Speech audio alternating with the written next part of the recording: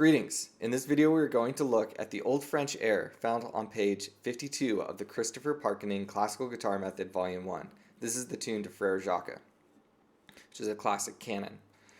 Let's go ahead and look at the fingering on that first measure. Here, a lot of people want to really hover their pinky far away and then try to find that B, which is doable, but I would encourage you to really practice getting these fingers to hang out nice and close to the strings,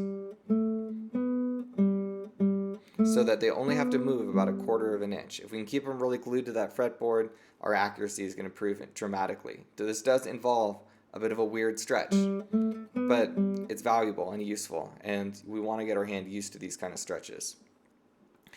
Another recommendation I would make, if you really want to get this snappy and clean, on the 5th measure where we have this D, E, D, C, B, G, we end up getting 3 different strings ringing out that we don't want ringing out.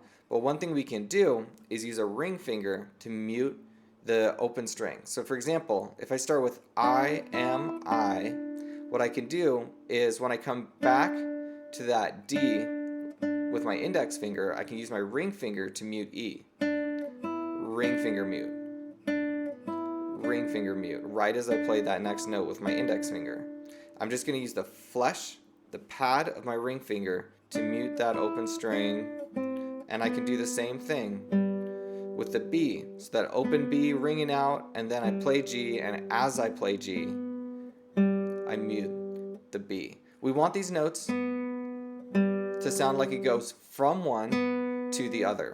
If I cut it off, it doesn't have that smooth sound that we're looking for this specific piece.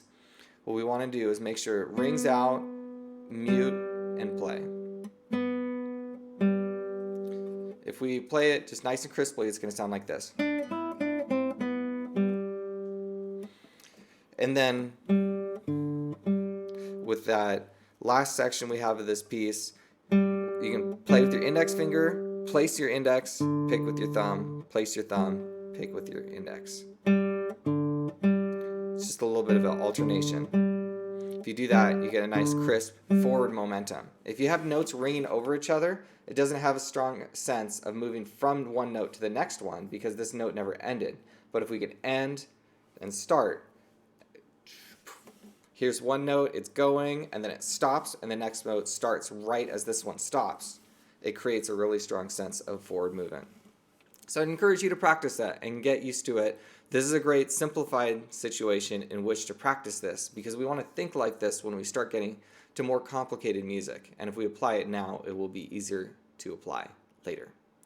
Thank you very much for watching. The next videos will have a recording of both parts, which are really the same.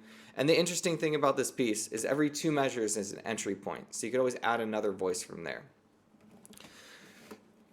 If you find these videos helpful, I encourage you to like and subscribe in order to help others find them as well. Good luck and God bless.